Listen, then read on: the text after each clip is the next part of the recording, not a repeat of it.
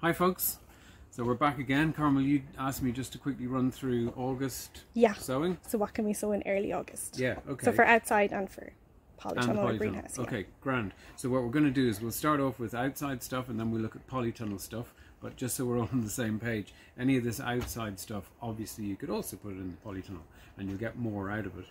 But if you don't have covered growing, this is what you could sow outside.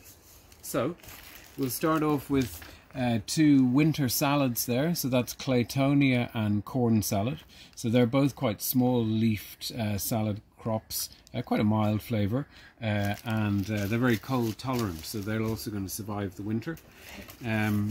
Another couple of cold tolerant salads there, if you can see them. Yeah. So they're all Asian salads, and we have a mustard red frills, we've got green frills here, and we've got a red mizuna there, tending to be a kind of a slight peppery sort of flavour, you know, like rocket or something like that. But in particular, the red frills and the green frills, I would highly recommend. Yeah, they're really good. Yeah, really tasty leaves. We could also, at the beginning of August, sow spring cabbage. So that's going to be for harvesting the following April. But we sow it now. You'll get a bit of growth out of it until kind of mid-October. It just sits in the ground over winter and then it takes off again in the spring. We have spring onions then. This is Ishikura bunching, which is technically a bunching onion rather than a spring onion, but it's going to give you nice big crispy spring onions, so you could sow those outside as well. And then I just have one example of lettuce, but you could sow nearly all lettuce varieties now as well. Okay. That one is Marvel of Four Seasons, actually. Good choice, Carmel. Carmel picked out the seeds. It's a great one, that. Really good flavour and nice sort of pinky reddish tinge to the leaves. That's very good. We've got kale here as well. Now Carmel's just picked one of the varieties here, but we would have that's a curly kale. You could also do Italian kale, you could do Russian kale.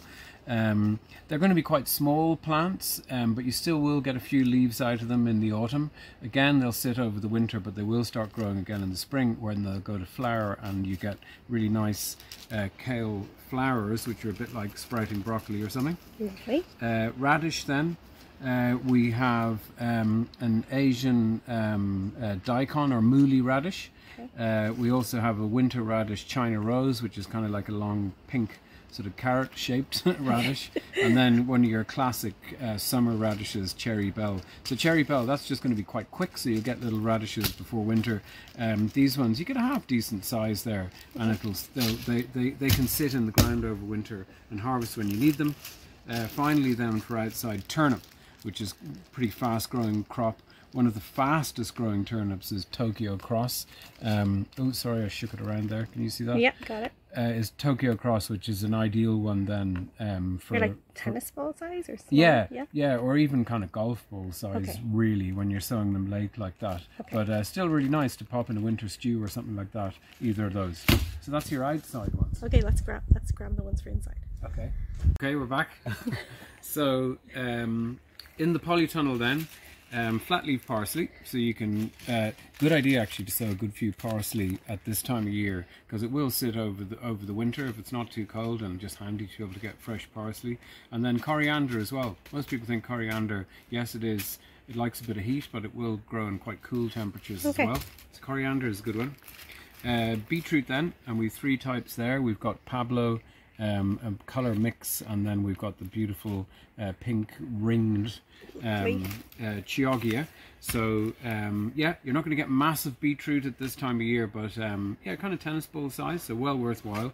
Again, in the autumn, maybe sow a few more than you would ordinarily, because they're going to be a bit smaller. What do we got here? So Chinese cabbage. Now slugs absolutely love Chinese cabbage, so you've got to be kind of careful of this one. Okay. But plenty of water then as well, but makes a really nice crunchy crop for the autumn. That's what's used in spicy kimchi, you know, like the Korean kimchi. We've also got Florence Fennel here now. One of your favourites? Yeah, and a great autumn crop. But if you do have a really nice warm southerly garden, you could just by chance in early August doing that outside. Okay. But it is a good one for the polytunnel. So that's your nice aniseed flavours. Now, I never see anybody talking about sowing Calabrese in a polytunnel at this time of year, but I always do it. You're probably not going to get heads from it before winter, but if you get the timing just right, then you do get heads early following spring before anything else. Okay. So I think it's a good overwintering crop. Not normally recommended, but works for me.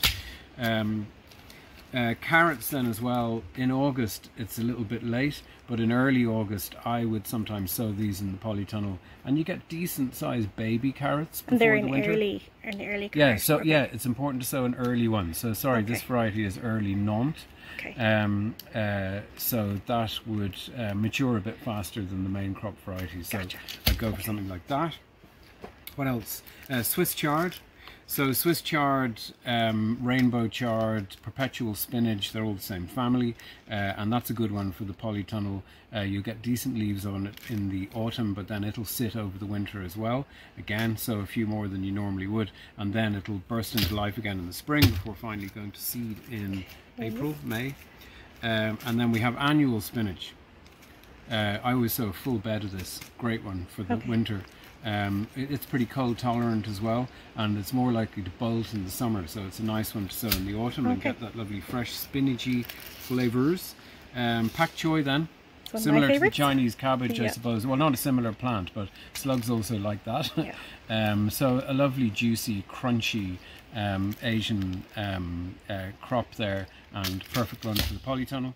And then finally, but you need to get on with it, in early August, a French bean.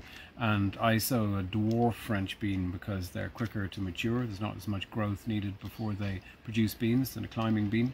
And this one is purple teepee, one of my favourites. Purple beans, but they do go green when you cook them. And then the other green version, which we have, is safari, similar in flavour, but both really good and productive beans. Super. So still lots to get on with. I think that's about it. Yeah. Yeah, so there's still loads to do. If you do have covered growing, you have so many more options, but you can still do a lot outside. Perfect. That Thanks, okay? Andrew.